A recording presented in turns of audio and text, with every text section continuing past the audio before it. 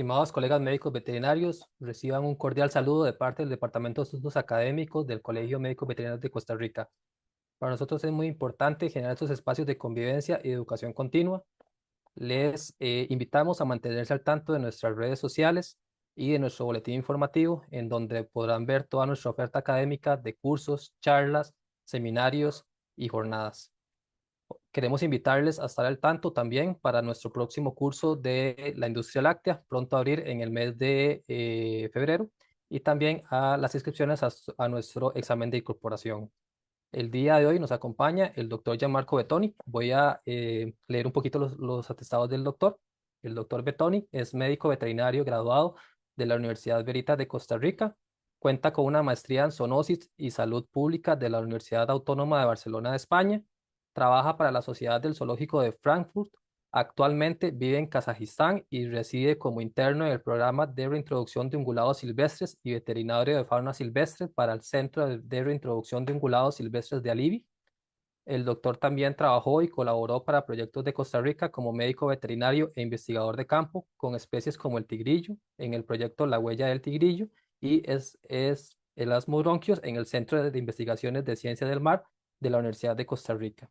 También ha trabajado como médico veterinario de fauna silvestre en Sudáfrica, España y Brasil.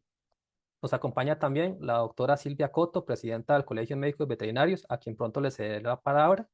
Cualquier pregunta al doctor será anotado por medio del chat de Facebook y respondido al final de lo que es la jornada.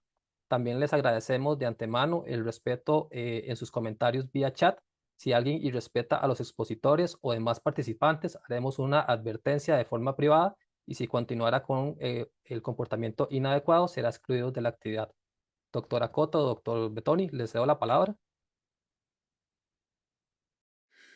Muchísimas gracias, Esteban, y un cordial saludo a toda la audiencia, a nuestros colegiados y también al público en general que a veces ya se nos van uniendo a este tipo a estos espacios de conversación. Darle la más cordial y cálida bienvenida al doctor Gianmarco Bettoni. Un gusto poder compartir, Gianmarco, con vos este espacio.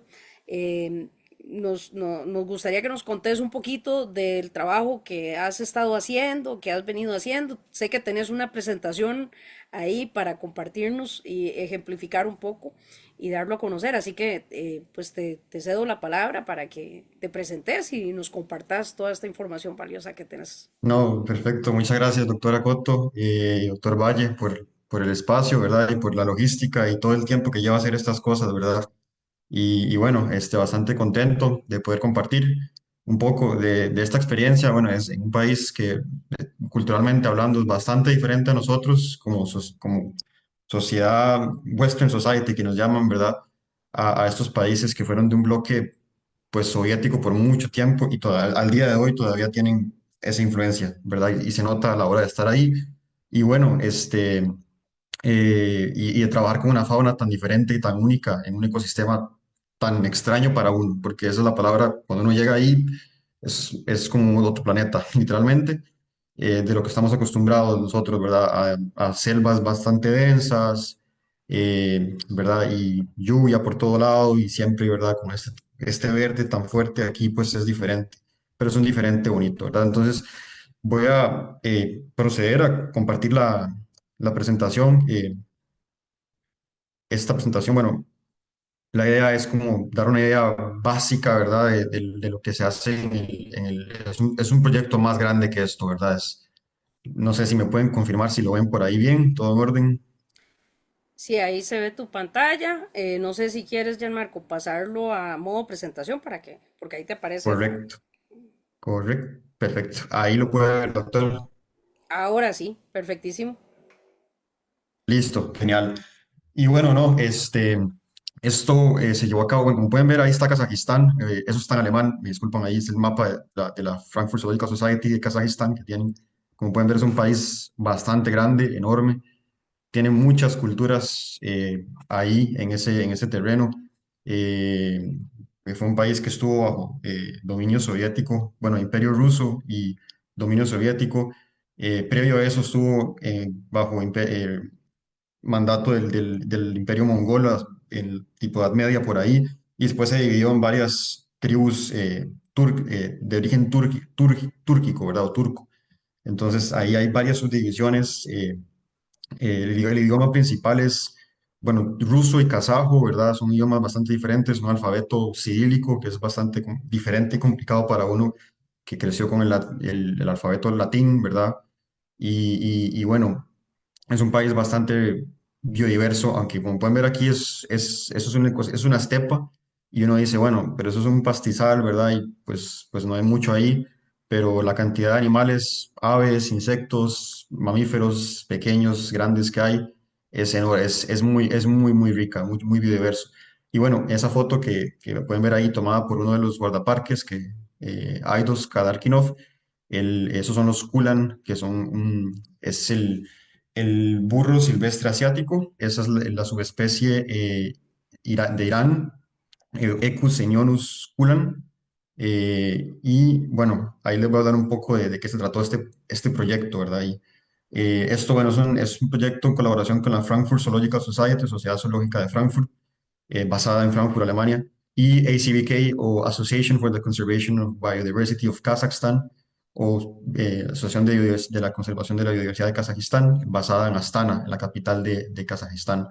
Ellos dos colaboran en conjunto y llevan estos proyectos en tándem con otras organizaciones como el Zoológico de Berlín, Zoológico de Praga, eh, el Instituto de Zoología de Leibniz y otras instituciones internacionales, ¿verdad? Porque esto jamás se puede hacer solo, ¿verdad? Este tipo de trabajos tan complicados y tan complejos y tan costosos, ¿verdad? Este centro queda en el distrito de San Gildi y dentro de la región de Costanay. Entonces, Costa Rica, por ejemplo, se divide en provincias, aquí es región, Costanay, y después ya seguirá cantón, en este caso sería el distrito de San Gildi, ¿verdad? Entonces, quedaba ahí y la estación se llama Alibi, queda en medio de la stepa, no hay nada alrededor, nada. Bueno, como les comentaba, voy a dar un toquecito aquí, esta reserva, aquí no se ve, pero la reserva se llama Altindala y es del tamaño de Turquía. El país de Turquía está ahí, dentro de Kazajistán y significa una reserva protegida en estos momentos. Y bueno, la institución más importante que está llevando ¿verdad? La dirección y que va guiando todo es ACBK. Me voy a dirigir como ellos, como ACBK por sus siglas en inglés, ¿verdad? Fundada en el 2004, una organización local que ha recibido mucho apoyo de instituciones internacionales y es una de las instituciones principales de Kazajistán trabajando con conservación y diversidad de la fauna local de la estepa, ¿verdad? Se ha enfocado mucho en lo que es la extensión de parques nacionales y zonas protegidas o corredores biológicos, ¿verdad? La interacción fauna-humano en las zonas de donde hay, ¿verdad?, tensión entre fauna y animales y personas, perdón, y en la reintroducción y translocación de especies para, ¿verdad?, cambiar la dinámica poblacional de ciertos grupos, de ciertas poblaciones que tal vez en esta parte del país está más baja de lo que debería estar y aquí tal vez está un poco más sobrepoblada, entonces movamos un poco esos animales para acá y eso fue lo que se hizo en mi estadía, ¿verdad? En este caso. Y ese es mi actual trabajo. Eh, Otra cosa muy importante que cabe recalcar, este animal, que es, bueno, uno de mis favoritos, es increíble verlo ya en persona, es el saiga o saiga tartárica, el nombre científico, hay subespecies. Eh, Hace unos años totalmente en peligro de extinción, bastante amenazado por la caza ilegal, esos cuernos que están ahí son bastante costosos y en el mercado negro de fauna, ¿verdad? Y en la medicina tradicional china. Eh, y también tuvieron una episodia lo que se cree que es una pasturela que literalmente, bueno, decimó ahí a la población de las estepas de Kazajistán. Aparecían miles de animales muertos, los jóvenes no salían adelante y pues obviamente no había una reposición poblacional y a través de varios manejos de conservación, ¿verdad? De estudios e investigación para entender qué estaba pasando, ACBK tomando ahí la batuta, lograron pues recuperar la especie, ahora pasó de un estado amenazado a un estado estable, ¿verdad? Obviamente hay que estar ahí atentos con lo que es el monitoreo de poblaciones, pero ahora andan por todo lado básicamente en la estepa, en grupos de hasta 1000 individuos, ¿verdad? Eh, Y bueno, la Frankfurt Zoological Society, que es donde yo estoy trabajando ahora, es, bueno, la colaboradora en tándem con ACBK. Han llevado estos proyectos en conjunto, Frankfurt dando un gran apoyo en lo que es conseguir fondos y dinero para que los proyectos se puedan llevar a cabo. Son proyectos muy costosos, ¿verdad? Es una organización fundada hace bastante ya, 1858. Comenzó en el zoológico de Frankfurt y comenzó con un enfoque más zoológico, ¿verdad? Como más en ese tiempo de entretener, pero fue cambiando su manera de trabajo a más a conservación in situ, ¿verdad? En proyectos en todo el mundo. Ahorita tiene proyectos en África, en Sudamérica, en Europa mismo, en Asia y sigue expandiendo, ¿verdad? La idea principal, hablaba un día de esos directores, pues preservar los pocos bosques y landscapes y hábitats que están bien en un estado saludable, preservarlos y empezar a extender su tamaño, ¿verdad? Y conectarlos, que es lo más importante, crear corredores porque no hacemos nada separándolos un parche allá, un parche aquí. Entonces es uno de los enfoques que tiene la FCRES, como le llamamos aquí. Y bueno, como decía, proyectos por todo el mundo. Y abriendo este año se planea abrir unos cuantos más y expandiendo. Y bueno, es un bioma, es un ecosistema bastante diferente a lo que estamos acostumbrados en Costa Rica, que es un país sumamente, nuestro país es sumamente biodiverso, muy diverso, eh, ¿verdad? Con biomas de selva tropical lluviosa, tenemos el bosque seco, que es único, es un bioma único en el mundo. Bueno, aquí en un trabajo de campo, pueden ver, es verde, época lluviosa, el bosque seco se pone de ese color, eso es en Bahía Santa Elena.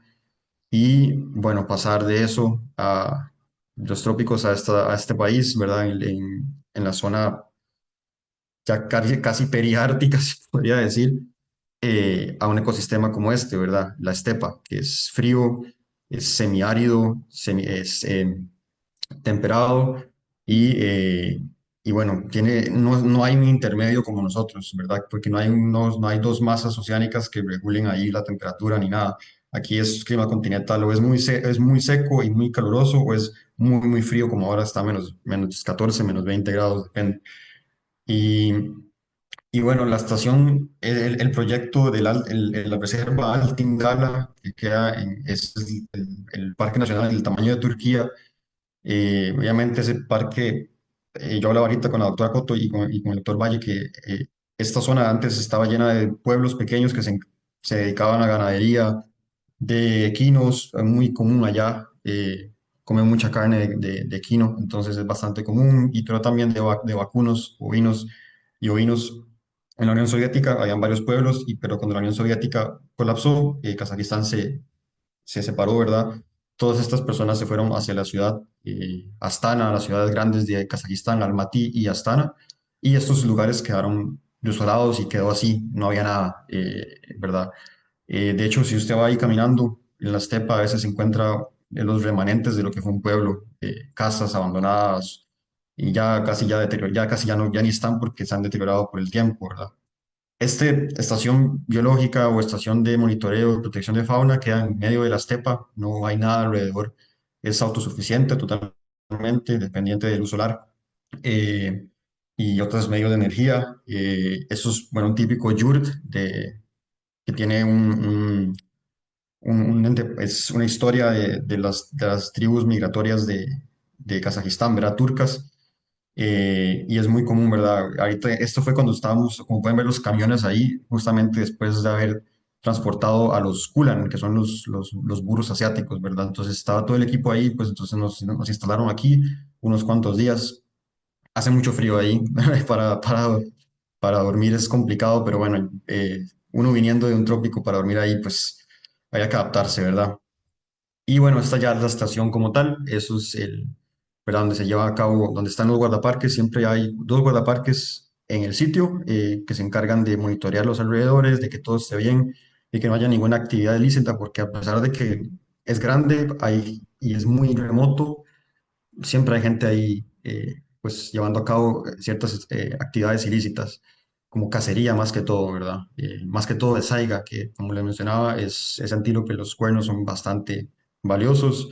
Eh, y la carne también, ¿verdad? Y haciendo otras actividades como ganadería ilegal, etcétera. Doc, perdón, y digamos, por ejemplo, en esa otra foto que pusiste antes, Sí, esas, como esas carpitas, ahí era, digamos, cuando ustedes estaban haciendo el traslado del burro asiático, ¿cuánto tiempo ustedes se quedaron ahí? Me imagino que ahí estaba, digamos, como estos, el staff, digamos. sí, exacto. Estos, es que ahí no se ve. Estos yurts, bueno, ahí fue cuando ya eso, es que, vamos a ver, los burros los llevaron de un parque nacional en el sur. Voy a devolverme aquí a este mapa, Ujú, que es a un lugar que se llama, donde está Almaty, en el sureste, hasta, ujú. de hecho, el trayecto está más bien en la portada, aquí donde dice Altin Emel al Altin al Torga Step. Ese es el trayecto que se llevó, ¿verdad? A cabo en los camiones. O sea, fueron 3 días de transporte, ¿verdad? Un equipo de veterinarios sudafricanos que son expertos en captura masiva, mass capture, como le llaman ellos, más captura masiva y de largos trayectos, ¿verdad? Eh, y ya una vez que el equipo llegó aquí, ya se liberaron los Kulan, se vio que estaba todo bien, el equipo se quedó aquí, nos quedamos aquí en estos yurts por unos cuantos días, y de este yurt que está aquí atrás está esta casa, nada más que no se ve, la Ajá, tapó. Sí, sí, pero ahí ok. estábamos todos, aquí comíamos y todo, ¿verdad? ¿Y cuánto era el personal, digamos, el equipo que Mm. fue en esa misión, digamos? Éramos, por lo menos, contando guardaparques, veterinarios y biólogos, éramos por lo menos unas 25 personas de solo el transporte, ¿verdad? Que es una operación bastante pesada. Es porque más que todo el animal eso está en riesgo. Es un transporte largo de 3, 4 días. El camión no puede manejar a más de 80 kilómetros por hora. Entonces, porque tiene que ir muy tranquilo para evitar lesiones en los animales, ¿verdad? Es que justamente también eso te iba a preguntar, porque me imagino que, eh, a ver, o sea, yo sé que no es igual, pero también pensando, por ejemplo, en lo que es acá el transporte, cuando se transporta ganado o así, Ujú. em, siempre hay ciertas consideraciones que hay que tomar en cuenta previendo el bienestar animal, ¿verdad? O sea, Ah, que no se vayan a lastimar porque se pueden asustar, porque se pueden golpear entre ellos, porque incluso podrían haber hasta fracturas, ¿verdad? Entonces, ni siquiera me alcanzo a imaginar, o sea, cuando el trayecto son 3 días, es pesado. y estos animales no van sedados, o si hay algún tipo de premedicación, algún tipo de manejo medicamentoso que ustedes hacen también como para que pueda ser más llevadero para ellos Sí, exacto, semejante recorrido. exactamente. Entonces, bueno, lo que se hace es que en el Altinemel se escogieron, en este particular manejo que se hizo, se escogieron solamente hembras, ¿verdad? Y sus crías, daba igual si era hembra o macho la cría. Se trataron de agrupar, ¿verdad? En un corralito. Eso ya, solo eso se hace con, bueno, los guardaparques los van persiguiendo como con carros. Ya solo eso es demasiado estresante para ellos, ¿verdad? Claro. Y ya después de meterlos en el corral de preembarque también es muy estresante. Ahí no se sedaron, primero se meten en un embudo, ¿verdad? Un cuello de botella que los guía hacia el contenedor que está allá, esos Ujú. contenedores que están allá, ¿verdad? Ahí esos contenedores, estos los trajeron de Sudáfrica, los han usado para rinocerontes, para cebras, para otros animales de gran tamaño y de manera que se puedan mantener grupos lo suficientemente, más que todo manteniendo la relación cría-madre para que no se nos separen Ujú. ahí. Esa es una de las cosas, ¿verdad? Principales, que las crías se separan de la madre y a veces cuando ya la cría quiere volver, la madre ya la rechaza y ya, listo. Sí, se compromete, me imagino, Mm. significativamente la capacidad de sobrevivencia de esa cría, ¿verdad? Eso creo que nos pasó con una que voy a mencionar un poco más adelante, que no lo logró, ¿verdad? Mm, Pensamos que por eso la madre simplemente ya no se separó y no consiguió tomar leche, por ende nutrientes, y cuando llegó el invierno no había nada que hacer. Y bueno, y estos contenedores tienen un antideslizante muy grueso, muy bueno, para evitar que los animales se resbalen y hayan fracturas graves, y se evitan también lo que son huecos o gaps, ¿verdad? Donde el animal ujú. pueda, porque ya pasó Pasar unas por el capturas saco. pasadas. Creo que los últimos transportes que se hicieron, hubieron 2 crías que fallecieron por fracturas, o sea, se eutanasiaron, ¿verdad? Qué Por duro. fracturas complicadas. En esta se contrataron a unos veterinarios sudafricanos que ellos están volando en lo que es mass capture, ¿verdad? Y lo llevaron a cabo muy bien. Los animales muy bien, muy saludables, llegaron, no, no, cuando salieron de los contenedores no mostraron signos de rinquera ni nada, a grosso modo, ¿verdad? Fue un éxito el transporte. Fueron 23, 24 coolants, ¿verdad? Que entraron. Uno, el siguiente día se escapó ya les voy a enseñar bueno, esta es la casa y los enclosures, ¿verdad? Que es Ujú, de los este lado encierros. derecho. Exacto, el encierro porque ellos no lo podemos liberar de un solo para que se vaya adaptando al nuevo ambiente, al nuevo clima, que es un poco pesado. Y una de Ujú. las crías se escapó del encierro, ¿verdad? No sabemos ni cómo, ahí se veía el hueco en la malla y nunca lo logramos encontrar, probablemente se la comieron los lobos, presa fácil, ¿verdad? Entonces, pero eso obviamente estaba asociado más que todo a que el animal tal vez no entendía muy bien que hacía esa malla ahí, ¿verdad? Entonces empezó a forcejear y se escapó. Y es un corral grande, bastante grande. Entonces pasó eso, ¿verdad? Y después la otra cría que fue al mes y medio de haber llegado, pues falleció estaba muy amaciada, muy débil, muy probablemente, justamente cuando llegó el invierno, muy probablemente se separó de su madre, estaba tomando agua, pero no suficiente leche, y cuando llegó el invierno, es que es un invierno donde no hay nieve, simplemente se congela todo, es hielo y Sí, no hay agua. Entonces, eso le bastó para que ese animal no lo sí, lograra. no, Ahorita no. tratamos de estabilizar un poco, pero no había mucho que hacer, ¿verdad? En ese lado. ¿Y cuánto tiempo quedan, digamos, por decir así, en el encierro preliberación, ¿verdad? O sea, Ujú. ese encierro, digamos, de aclimatación previo a la liberación, ¿cuánto tiempo los sostienen ahí antes de ya Sí, hacer la liberación? ujú. Los Kulan, por ejemplo, los Kulan son hasta abril. Entonces, entraron en octubre, que eso es otoño. Quieren que aguanten el invierno, que es ahorita, para ver cómo les va, ¿verdad? Pues hay que atender emergencias o así. Ujú, Y ya cuando pase el invierno fuerte, que es ahora, se ujú, liberan en abril, ¿verdad? Se les abre la puerta y ellos, que sea pasivo, ¿verdad? ujú. Sin necesidad sin presionarlo ni nada.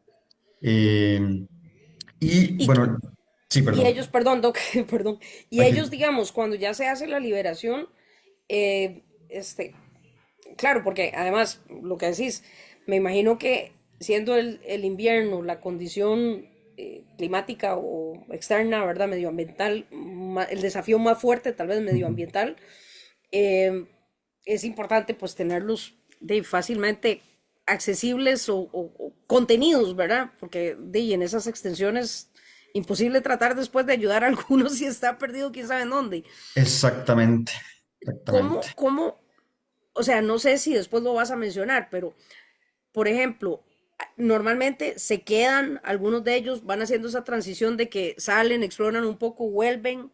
Te iba a preguntar también si dentro del equipo hay etólogos, ¿verdad? O Sí, hay alguna parte, digamos, cómo abordan también, digamos, la parte de conducta, claro. ¿verdad? De estas especies. Y bueno, vienen de vida libre también ellos. Lo que están haciendo es como reubicándolos. Y esa parte me interesa como saber si ellos, una vez que abren ya el encierro, que ustedes dicen, ok, ya pasamos la parte más crítica, que vayan, ¿verdad? Ya vayan mis chiquitos. ¿Cuánto tiempo y cómo es? ¿Si salen a explorar rápido o siempre se mantienen un poquito ahí como No. cerquita, ¿verdad? No, sí, se mantienen, obviamente ellos al principio, bueno, como se quedan bastante tiempo, como que entre comillas, se acostumbran a su área, ¿verdad? Ujú, Y una vez que se abre, como no queremos presionarlos, y lo que se ha visto es que estos animales normalmente se tienden a quedar cerca del área. De hecho, ahí los guardaparques siempre que salían me decían, vimos unos cuantos culan que se habían traído hace unos cuantos años y están cerquita de ahí, del área, no se van muy ok. lejos, ¿verdad? Eh, lo del monitoreo, por eso es la meta principal, razón por la que se meten en ese encierro pereliberación, ¿verdad? Es para el monitoreo cerca por emergencias como la que tuvimos en noviembre, ¿verdad? También porque cuando se van, si por AVE, normalmente se quedan cerca, pero no podemos garantizar de que este grupo lo va a hacer. Se abre la puerta al mes de haber llegado y se van, ¿verdad? No podemos ver su estado de salud porque esa estepa es muy amplia, es complicada de seguirlos. Y también en caso de que haya cacería ilegal por ahí, ¿verdad? Gente que esté haciendo actividades ilícitas, es difícil de monitorearlo. Si se dejan, ¿verdad? Libres de un solo. Pero creo que la meta principal es mantenerlos ahí contenidos, ellos juntos, ¿verdad? Ellos normalmente se quedan así en grupo, ellos son animales muy gregarios, ¿verdad? Se quedan así en grupo y es estar monitoreándolo. Etólogo, bueno, a mí como veterinario me tocó hacer un poco ahí, al mes de yo estar, entró un zoólogo que él se empezó a dedicar a esa parte, como de la parte de comportamiento, ¿verdad? Los guardaparques también tienen entrenamiento y se usa una aplicación que fue creada por la Frankfurt Zoological Society que se llama SMART, donde se apunta todo lo que sea el comportamientos, el etograma todo lo que es. diario, ¿verdad? O semanal al menos, para ver cuál es el patrón, ¿verdad? Creo que voy a hablar un poco más de eso, porque es uno de los aspectos principales del trabajo, ¿verdad? Ver cómo se están comportando, porque el comportamiento significa enfermedades, salud, estrés, etcétera, etcétera, ¿verdad? Entonces, se usa esa aplicación se usa en campo, ¿verdad? Ahí en que no hay señal, uno va en campo, va haciendo monitoreo y ya va poniendo el animal tomando agua, pateando, agresivo, social, y etcétera, etcétera, ¿verdad? Eh, y bueno, no sé si ahí respondí la pregunta, Doc, o si me fue alguna otra. No, no, sí. Ellos y tienen algún rango, digamos, de movilización que ya se sepa que normalmente se distribuyen o es, y no sé si tienen patrones migratorios también. Sí, sí, sí, estos animales en realidad sí, sí se mueven, son bastante migratorios. Nada más que aquí, esta estepa de aquí, ya no quedaban culans, ¿verdad? Los desaparecieron por mucho tiempo, los han empezado a reintegrar. Entonces, esta nueva población no se sabe mucho cómo se está comportando en ese sentido, ¿verdad? Una vez que se liberan. Pero sí se tienden a mover, según la literatura, a través de grandes distancias, ¿verdad? En la estepa. Normalmente estos grupos, lo que han visto los guardaparques es que se tienden a quedar alrededor de la zona de donde estaba el recinto de preliberación. Lo cual es ventajoso a la vez, sí, porque se puede hacer un monitoreo. Bueno, los guardaparques saben que ahí están, que andan por aquí en cierto grupo y le pueden ir a ver, echar un ojo de vez en cuando, ¿verdad? A ver cómo están. Y si hay alguna actividad ilícita con ellos o así. Ujú, Doc, y utilizan algún tipo, por ejemplo, digamos, o sea, de algunos otros tipos de herramientas tecnológicas, no sé, ujú, se me ocurre como ahora que hay tanta cuestión con los drones, ujú. ¿verdad? No sé si eso lo incorporan. Y lo otro que te iba a preguntar es si estos animales, cuando hacen todos estos procesos de reubicación y liberación y todo esto, eh, hay trazabilidad, o sea, los identifican y tienen, digamos, dispositivos de rastreo o no, para no tratar, digamos, de manipular mucho la cosa. Sí, sí, buena pregunta. Bueno, ahorita los drones eso es una maravilla. De hecho, el potrillo que se perdió o que se escapó, se trató de buscar con dron, pero como era un individuo, pues más complicado, pero el dron definitivamente es bastante bueno para el monitoreo a remoto, ¿verdad? Y se usan collares. En este grupo no se usaron collares de telemetría, este, para no hacer eso es lo que querían evitar eso, querían hacer una captura para poner collares y querían Mm, simplemente transportarlos, ¿verdad? Lo más rápido posible, de manera ética, bienestar, ujú, y con el bienestar más posible, ¿verdad? Pero no se pusieron collares en esta ocasión. Hay otras ocasiones que sí se han puesto collares. Normalmente ellos, este manejo que le dan, tienden a poner collares en los machos. Como este grupo se basó solo en hembras y ujú, crías, no se puso el objetivo de poner collar, pero se intentaron capturar unos machos en esa última transporte que no se logró, pero si se lograban capturar, se transportaban con collar ya puesto. Se hacía la captura del macho, ¿verdad? Y se llevaban, aparte, ellos se llevaron en unos trailers, en unos contenedores. El macho si se capturaba se llevaba en una caja, en un crate, ¿verdad? El separado, con el collar ya puesto. Y esto con el macho ya, si se transportaba un macho, ya con un solo individuo que tengamos un collar puesto, pues se puede hacer un seguimiento y estimar el movimiento de los otros, porque como son tan gregarios, ¿verdad? Entonces se puede estimar más o menos el movimiento de un grupo o por dónde andan, ¿verdad? Más o menos. Eso en el caso de los Kulan, ¿verdad? esos son los protagonistas, ¿verdad? El culán, y uno de los otros protagonistas es el caballo de Przewalski, que es este que está aquí a la izquierda. Estos son otra historia totalmente diferente. Estos son animales de zoológico. Bueno, crecieron en el zoológico de Praga y de Berlín. Se transportaron en verano, en julio. Son 6 individuos, ajá. Son 5 hembras y un macho, y se transportaron desde los zoológicos de Praga y Berlín y se llevaron directamente en estas cajas aquí, en estos crates, ¿verdad? Eh, y es otro manejo totalmente diferente. Se ponen también en las eh, enclosures de preliberación, en los corrales de preliberación para su adaptación, ¿verdad? Más que todo porque son de zoológico y tienen otra reacción al humano. O sea, son animales, eh, ¿verdad? Muy tranquilos a nuestra presencia. El culán no se le puede acercar, con 100 metros o ya 200 metros ya está corriendo. Por eso es que se evitaba tanto el monitoreo de los culán es menos frecuente que el de los caballos de Przewalski, para no estresarlos tanto. Y el caballo de Przewalski, ¿verdad? Eso es otro manejo, que ahí voy a explicar un poco más adelante. Y los de Przewalski se van a liberar hasta el próximo verano, o sea, hasta junio de este año, para darles un periodo más de adaptación por ser de animal de zoológico. Pero sinceramente yo pienso que ellos están muy bien adaptados. De lo que hemos visto en mi estadía, estaban muy bien. Entonces, ¿verdad? Los culán me preocupaban más que todo las crías que tuvimos en las situaciones con ellas, ¿verdad?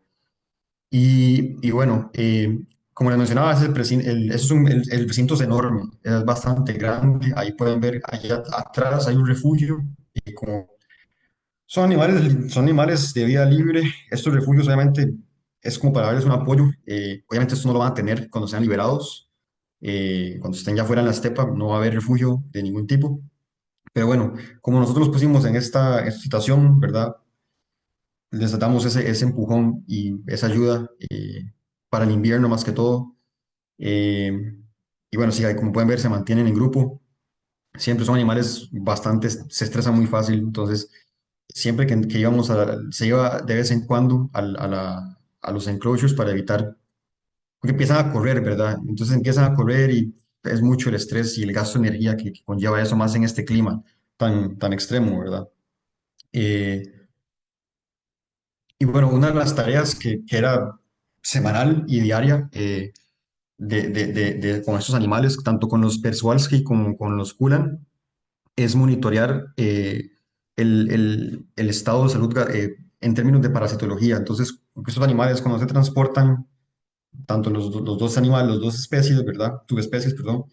Obviamente esos transportes son muy estresantes. Esos animales no están acostumbrados a este tipo de cosas, a meterlos en una caja o en un contenedor por 52 horas, o tal vez 24 en caso de que vengan de un avión.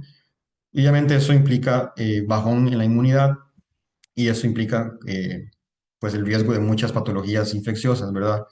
Lo que se ha visto, y fue uno de los estudios que se hizo, antes de comenzar a trabajar, bueno, tienen que leer esto, es importante para que sepan un poco el contexto. Es importante revisar la parte de parasitología, porque eso indica mucho.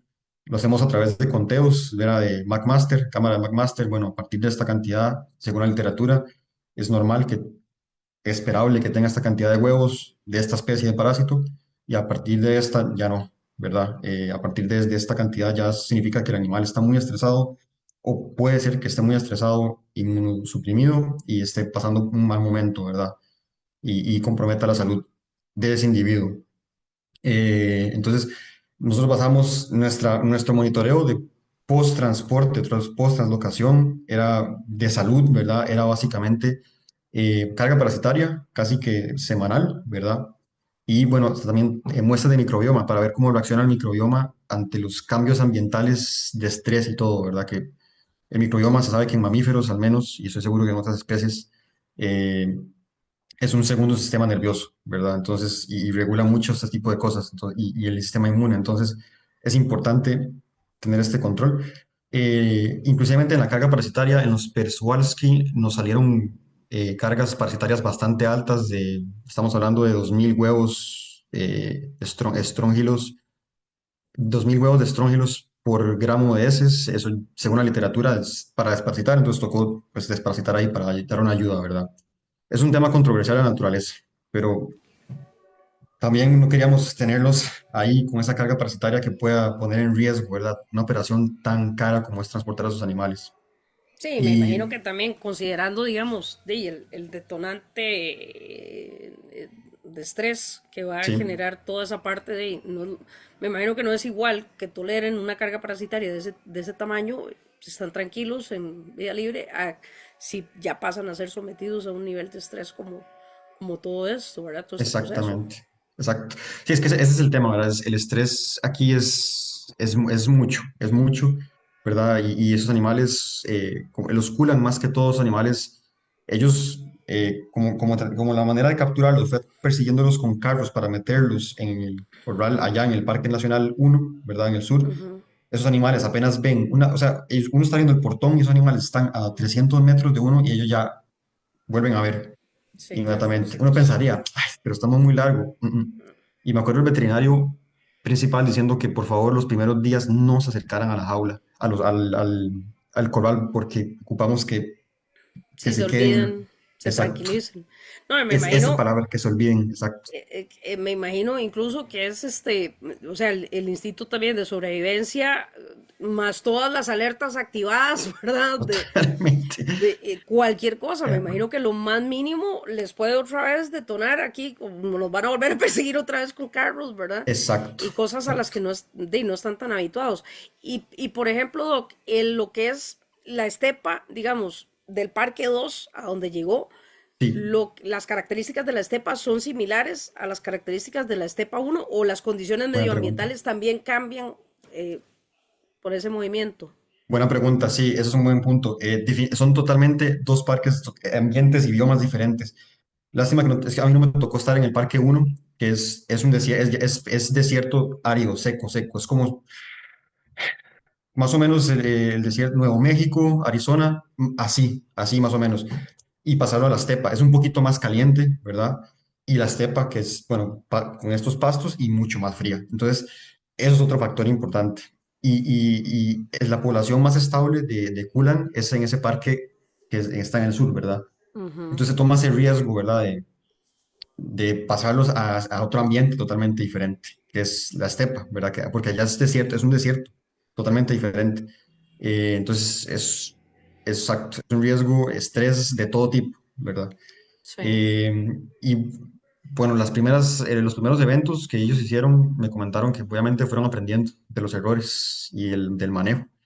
Y este manejo, en realidad, de los 24 animales que fueron transportados, una cría perdida, que no sabe qué pasó, muy probablemente depredada, y la otra murió ya en la jaula, en el sitio, en el corral. Entonces serían 22, que es un número, está bien, ¿verdad? Y la condición corporal está bien, los animales, yo creo que esa cría que falleció, como hablábamos en equipo, tenía que fallecer, lastimosamente, no lo iba a lograr, ¿verdad?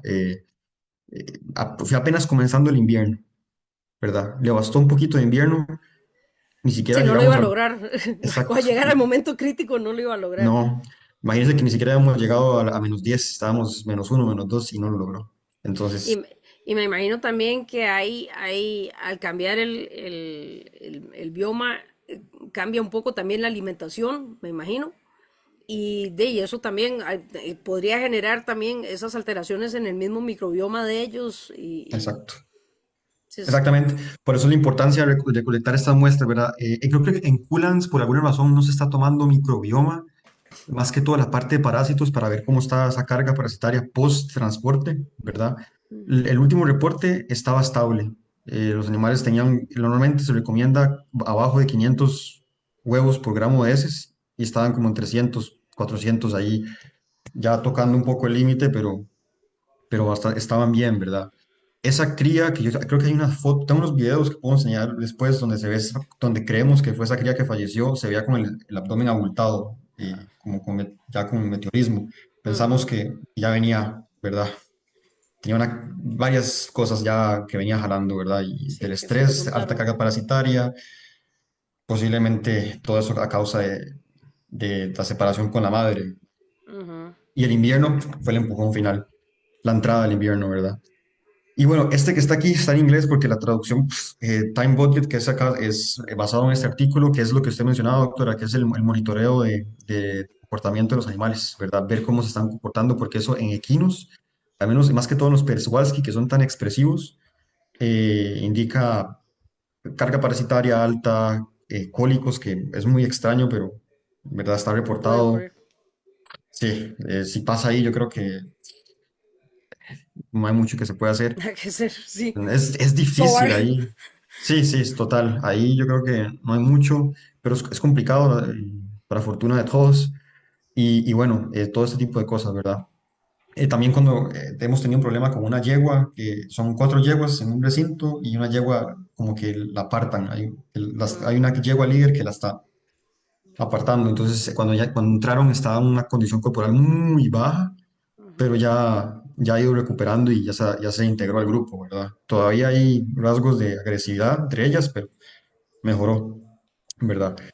Y bueno, aquí, esta era nuestra rutina, básicamente nuestro laboratorio, ahí donde ¿verdad? Tenemos que adaptarnos al lugar. Claro, El laboratorio en pie, donde dormíamos, ¿verdad? Obviamente manteniendo condiciones de higiene y de seguridad, todo lo que se pueda. claro. Bueno, aquí mi colega Daniel Kariyev, que es el veterinario de ACBK, ahí estuvimos colaborando con la parte de parasitología y haciendo los reportes, ¿verdad? Y estando manteniendo al tanto el equipo de esto, porque con estos reportes hablábamos con los demás veterinarios y tomamos la decisión de, bueno, desparasitamos, no desparasitamos, cambiamos esto, ¿qué podemos hacer, ¿verdad?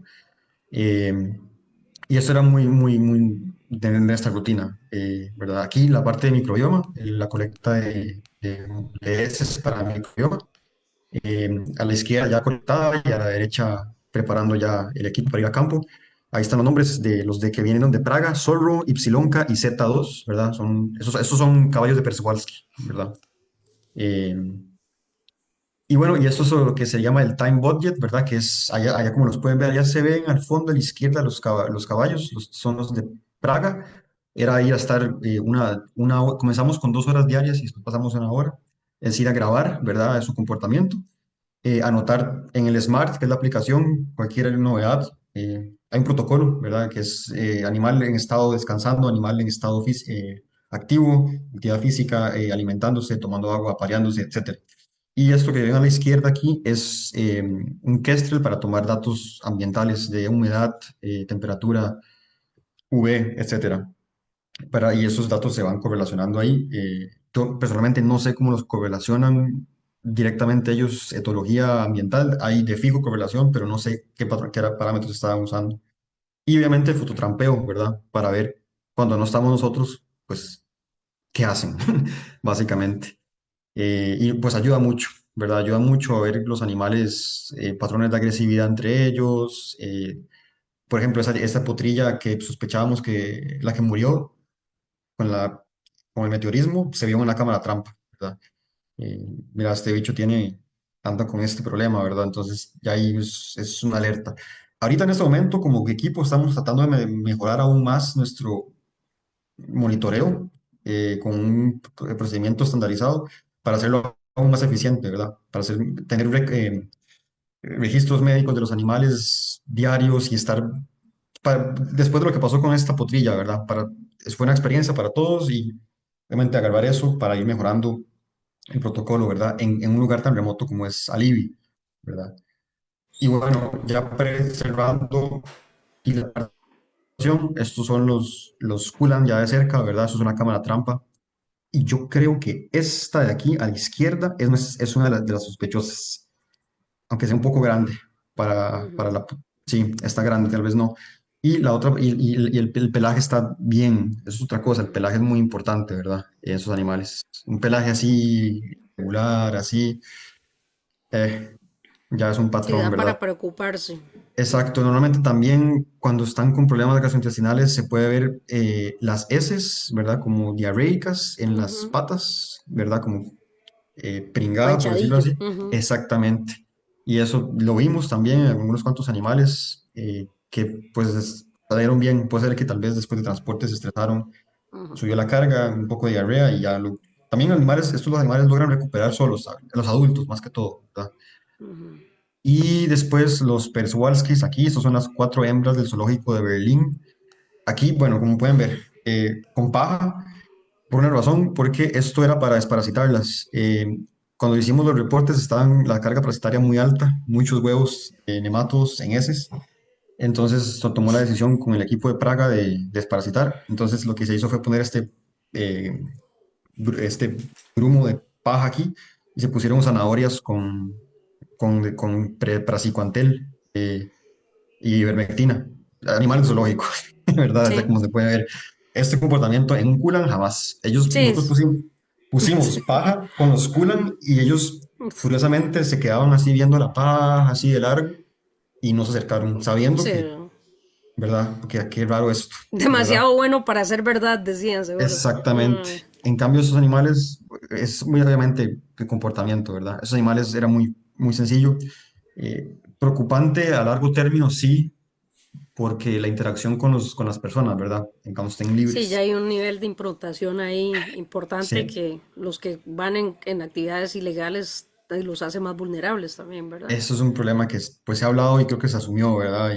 Porque estos animales, el caballo Przewalski tiene ausencia de 200 años en las estepas de Kazajistán, entonces creo que fue el riesgo que asumieron, ¿verdad? Como bueno, eh, queremos hacer Sí, el sí. rewilding con este animal, pues creo que es la única.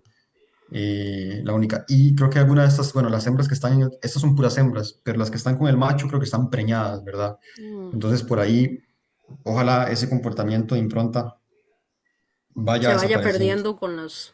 Ojalá, La epigenética no nos juegue una mala pasada. ojalá que sí, así, ojalá que la estepa los molde, Sí, ¿verdad? sí. Entonces esa es la meta, ¿verdad? Ahí, bueno, ya estaba yo yéndome después de ponerles, creo que las zanahorias no las había puesto, creo que andaba haciendo un monitoreo, pero pueden ver que estoy muy cerca de esos animales, Ujú. estoy muy Sí, cerca. están relajados comiendo. O sea, que Exacto, también uno pensaría, podrían estar en algún nivel de desconfianza y entonces podrían estar, no salieron corriendo, pero no están comiendo. No me siento lo suficientemente cómodo como para exacto, ponerme a comer. Y aún así exactamente. lo están haciendo. O sea, uno llega y pone la paja con bueno, venimos con los guardaparques y en 5 minutos están ahí. De verdad, ellos se quedan así viéndolo un poco a Sí. uno y ya se acercan. Entonces, ¿verdad? Los culan jamás. Y bueno, aquí contactos por si tienen interés en unas dudas más profundas y así. Y también si tienen interés que los contacte con el equipo de Frankfurt y ACBK, ¿verdad? Que tienen pues mucha experiencia en esto. Doc, y una pregunta antes de abrir un espacio por si hay gente del público de la audiencia que tenga preguntas o el mismo doctor Valle también. Sí, Em, esta es ¿cuántas liberaciones se han hecho de de estas especies que hablaste? sí. Porque Ok, del burro dijiste que ya habían otras antes sí, que los guardaparques mencionaban. ¿Esta qué exacto. número de los burros asiáticos, qué número de liberaciones? Bueno, el número exacto le quedó mal, Doc. Yo sí sé que la última liberación antes de esta fue en Ujú, 2022, ¿verdad? Ya desde, vamos a ver, en Kazajistán, voy a volverme al mapa, creo que es más sencillo. Vamos a ver, en Kazajistán puede ser, porque nos tocó leer un poco de la historia de qué pasó. El Kulan estaba en todo el país, estaba básicamente en la mm, estepa. La estepa, el Altindala, está al oeste del país, al lado izquierdo, ujú, ¿verdad? Los animales estaban bien destruidos aquí, pero por temas de caza, de pérdida de hábitat, etcétera, y competencia con el humano, fueron desapareciendo, ¿verdad? ujú, Después estos animales, creo que llegó un punto en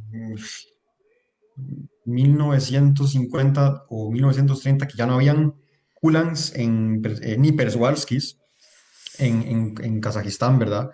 Después de haber sido un ambiente natural para ellos, ujú, no habían. Entonces empezaron a hacer translocaciones de animales de Turkmenistán e Irán, ¿verdad? Esos animales de Turkmenistán e Irán, eso fue ya como en los años 50 las primeras translocaciones que se hicieron desde ahí hasta donde estaba el mar de Aral, que ya no existe. El mar de Aral, eso ese mar ya está extinto, por decirlo así, ahora se está secando. Antes había una isla ahí en el medio y ahí los estaban llevando, ¿verdad? y después pasaron grupos del mar de Aral, o de esa zona del mar de Aral, donde está Almaty, al este del país, que es donde se estableció la población más grande de Kulan en Kazajistán. Está sobrepoblada ya, básicamente ahí, Mm, en esa zona. Y ahí fue cuando ACBK y los demás personas, ¿verdad?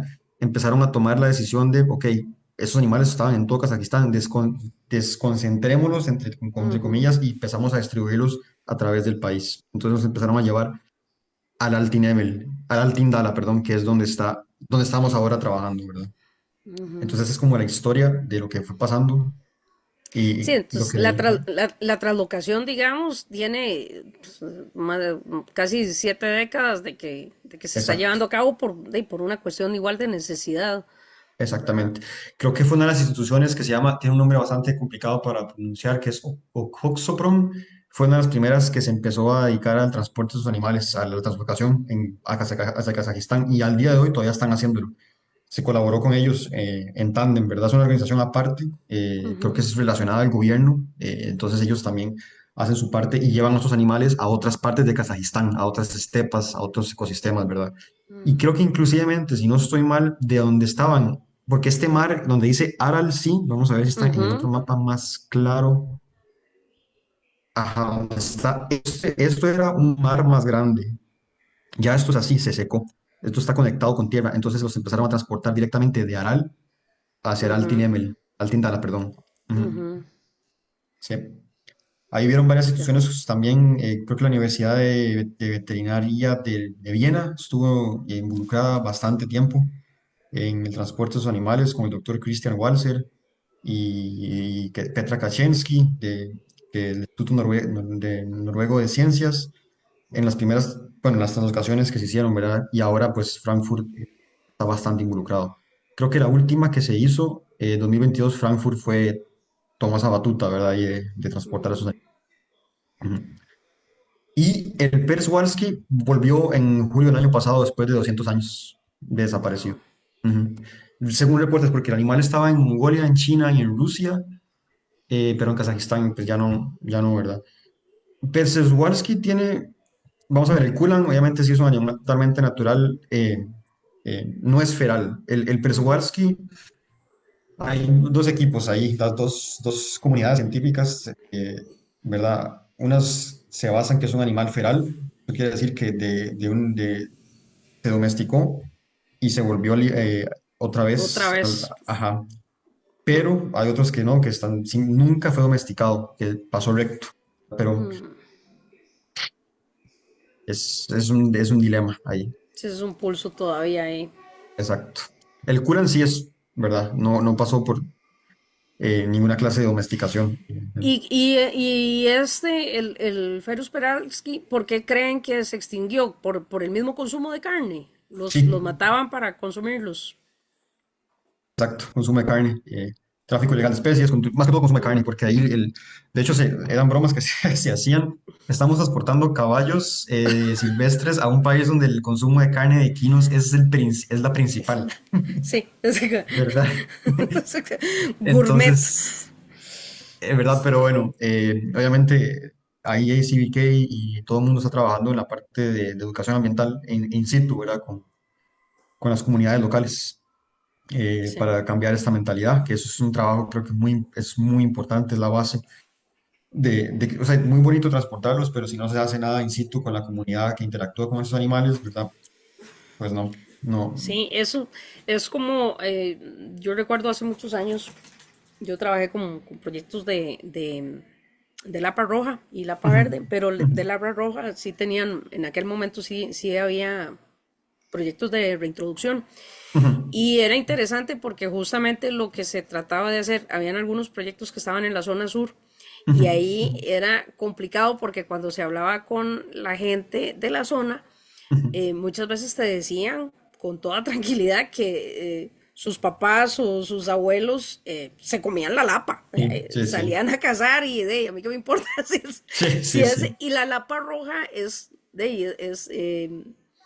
no es como desconfiada, ¿verdad? O sea, sí tiene No, como para algún nada. cierto nivel de improntación, aunque esté en vida libre, entonces, Sí, y que las hacía más propensas a todo esto.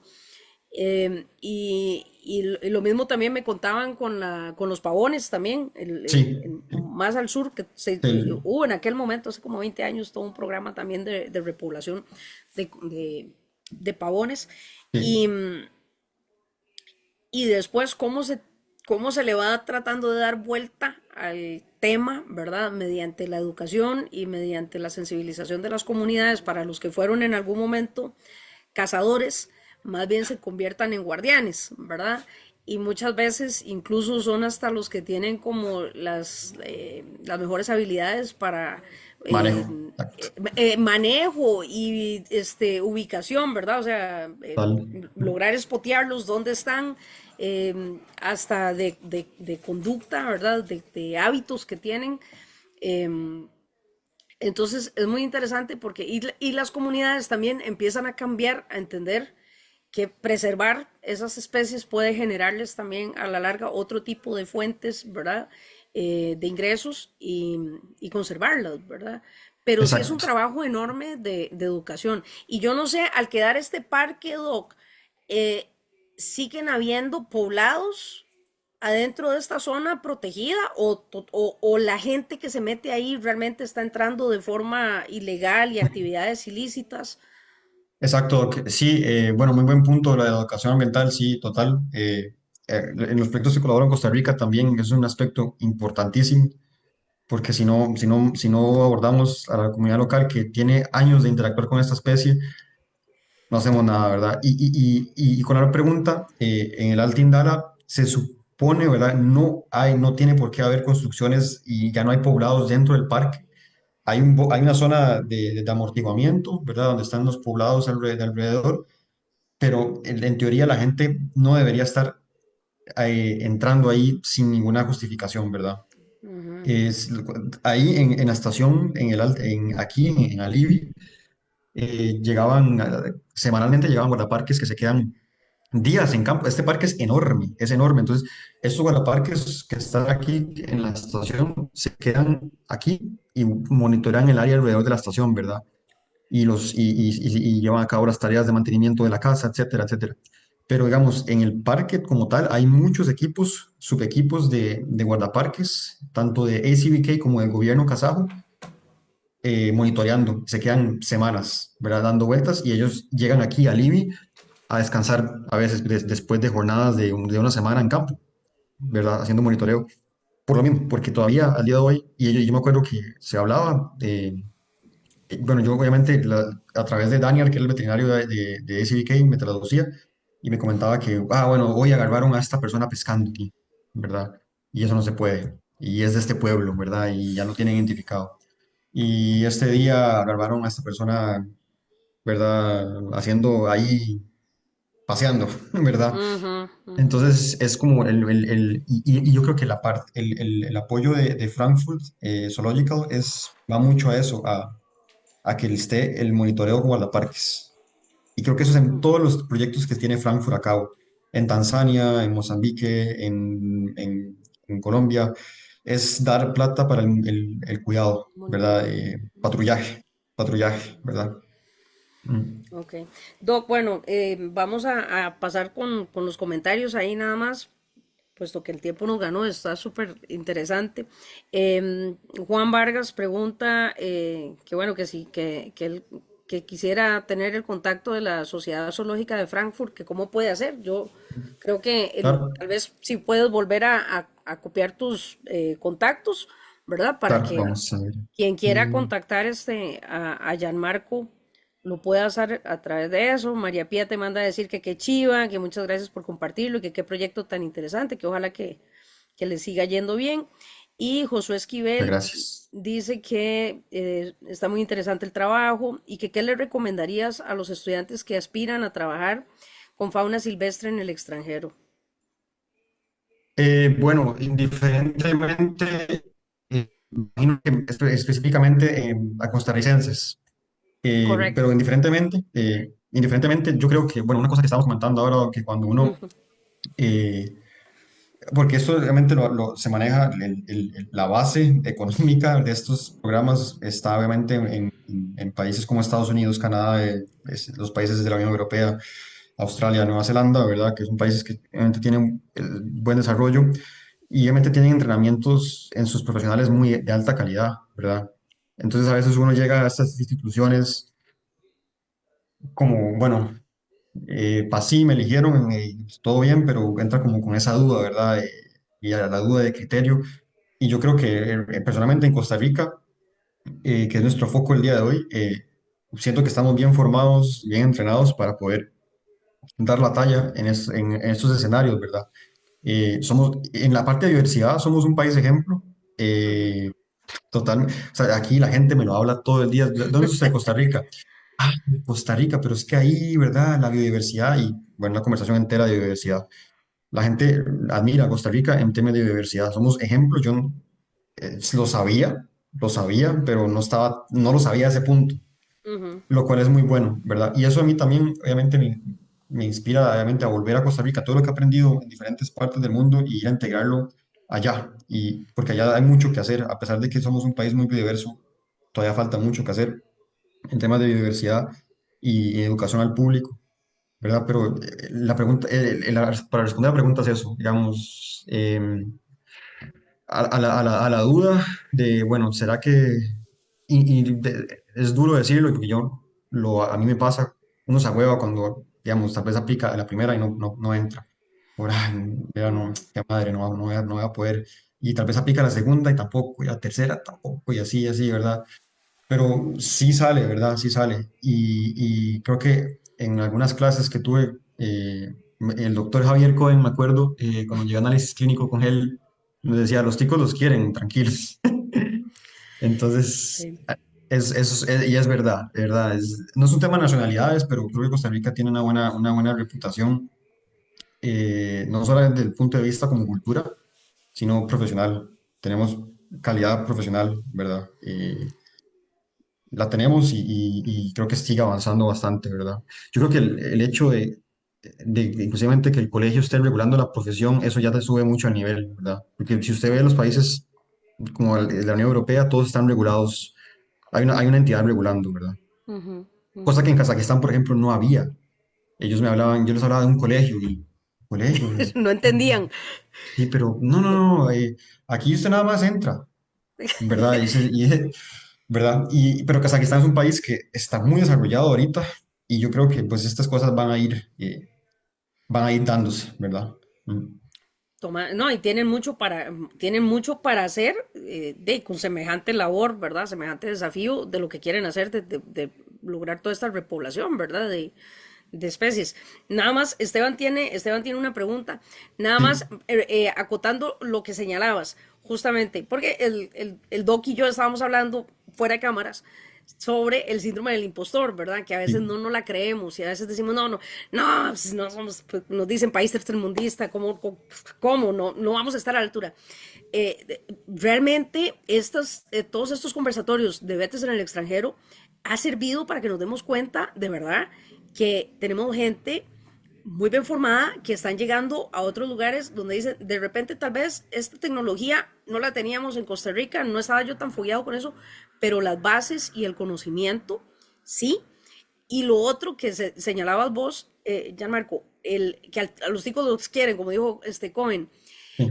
hay también una cuestión que varios de los compañeros nos decían y decían, bueno, una de las cosas que a mí me abrió las puertas era que siempre que ocupaban un voluntario para algo, yo decía, yo, ¿verdad? O necesitamos ayuda con eso, y, ¿verdad? Entonces vacilábamos, que a veces hasta un poco como por sapos, dice uno, pero Sí, cuando el tico tiene esa disposición de ayudar y de colaborar, se diferencia también y le va abriendo puertas, ¿verdad? Para mantener ahí los contactos. Esteban, vos tenías ahí una pregunta, me dijiste.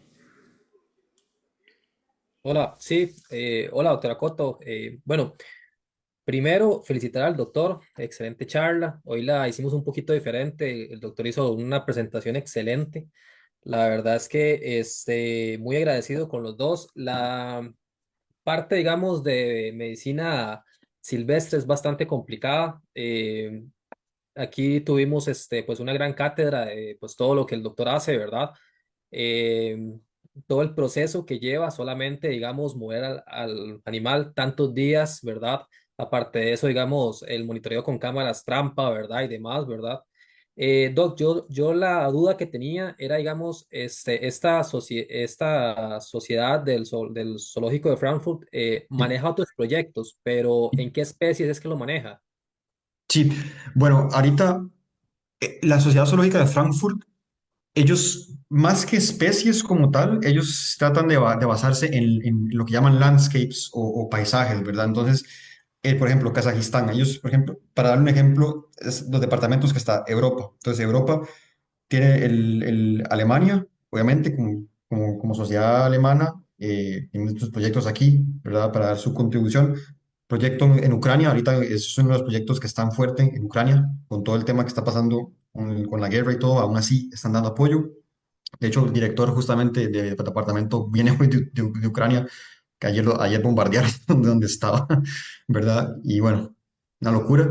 Y Rumania. Y ellos dentro de esos países, veamos, en Kazajistán está dentro de Europa, aunque es Asia, pero está el departamento de Europa por ser conexión con la estepa, con la estepa Golden Steppe, todo esto que está conectado, ¿verdad? Estepa euroasiática. Entonces, Kazajistán tiene, por ejemplo, el paisaje de Altindala. Y más que en especie, es como enfocarse en ese paisaje, es un todo. Entonces, ahorita, obviamente, el enfoque es el Kulan y el Przewalski, pero también algún día, por ejemplo, enfocarse en un tema con roedores de la estepa o aves de la estepa y así. Por ejemplo, en Brasil, que es el programa o en los programas más recientes de Frankfurt, están ahorita en la Amazonía. Entonces, basarse en el ecosistema de la Amazonía y ahí ir agarrando los temas que se vayan poniendo como prioridad, ¿verdad? Entonces, como puede ser un tema prioridad, ok, queremos esta especie, estamos, no sé, trabajando con un ave que está en peligro de extinción, queremos reconstituir sus poblaciones, entonces vamos por el ave. Pero también puede ser una temática como, por ejemplo, conflicto fauna-humano, Mm, qué sé yo, los poblados que estén rodeando algún parque nacional estén teniendo problemas con alguna especie que se come sus gallinas, por ejemplo, algún felino o algún animal ungulado que se come sus plantaciones. Entonces, ese tipo de cosas, ¿verdad? ¿Cómo mitigar ese tipo de cosas, ¿verdad? Y una de las fundaciones básicas de Frankfurt es sí o sí, es trabajar con organizaciones locales y darles como, ok, ese rol de liderazgo, ¿verdad? Como ayudarles, ¿verdad? A que evitando, si eso es un tema que se habla mucho aquí también, a evitar el colonialismo mm, científico, ¿verdad? Como, bueno, ya llegamos nosotros sí. los europeos y me lo dicen ellos así, ¿verdad? Y ahorita vamos a tener un mes intensivo que se llama Frankfurt Spring School, que es un mes de trabajo de administración, se llama, el enfoque es administración para el manejo de conservación y fauna, y se maneja mucho este tema de colonialismo científico, como llegar con esa mentalidad de, bueno, ya llegamos a salvar a todo el mundo. No, no es así, ¿verdad?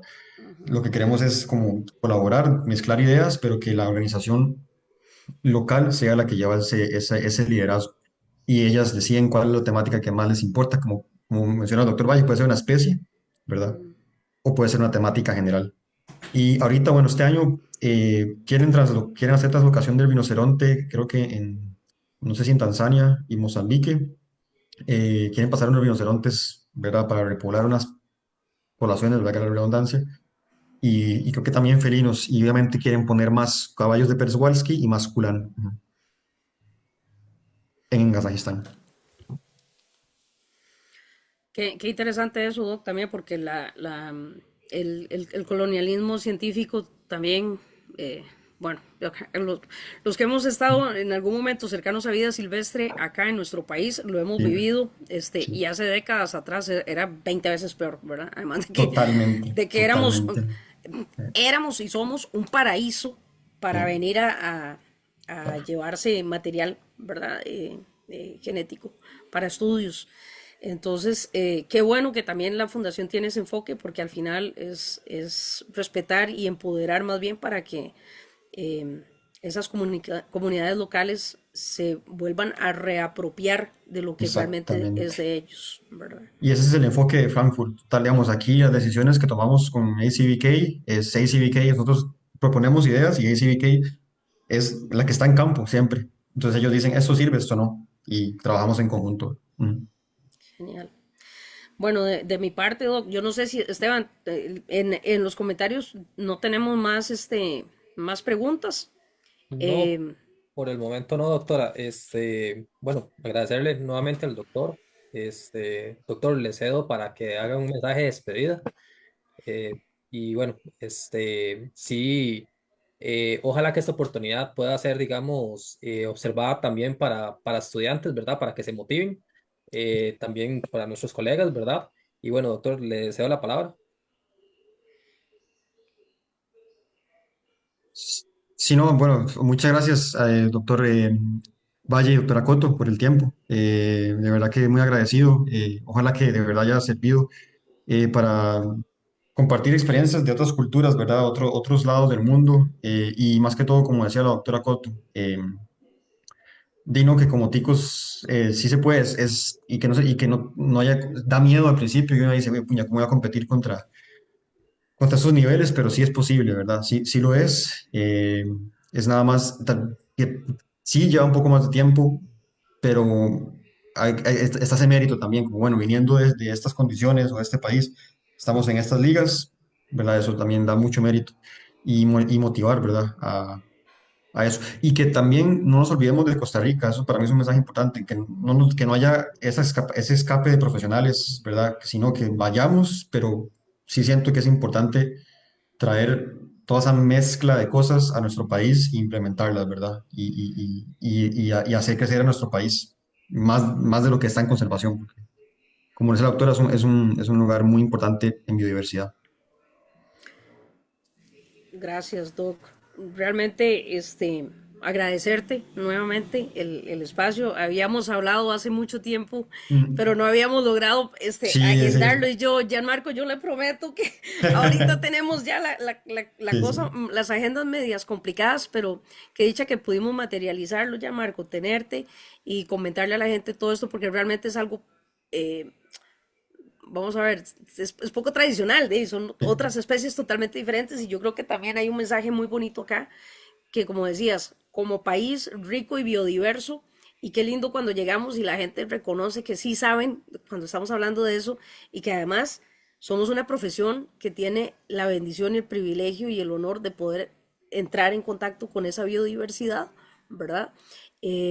Con una formación también de calidad, que yo creo que eso es algo que también probablemente ven con buenos ojos, que dicen, no es lo mismo un veterinario que venga de un país con tanta biodiversidad, la posibilidad de lo que haya puede haber podido tener acceso, ¿verdad? A tal vez de otros lugares. Y, y eso, qué lindo lo que dijiste también, de traer de vuelta ese conocimiento. Yo creo que y afrontamos momentos complicados donde se le está poniendo un precio a cosas que no tienen precio y entre eso nuestros recursos naturales. Entonces Creo que sí. necesitamos cada vez, creo que hemos sido ejemplo para muchos países a nivel mundial con nuestro sistema de parques y la protección de recursos y ya eso está empezando a flaquear. Entonces vamos a necesitar meterle mucha garra, mucha ciencia, mucha técnica y que sean nuestros profesionales, ojalá los que estén aquí en ese futuro cercano dando esa lucha, ¿verdad? Y protegiendo aguerridamente los recursos naturales y nuestra biodiversidad de cualquier otro tipo de interés que tengamos. Porque al final eso, los de afuera lo valoran y lo ven como oro realmente. Entonces, no se está entendiendo cuando se le quiere poner un precio a todo eso.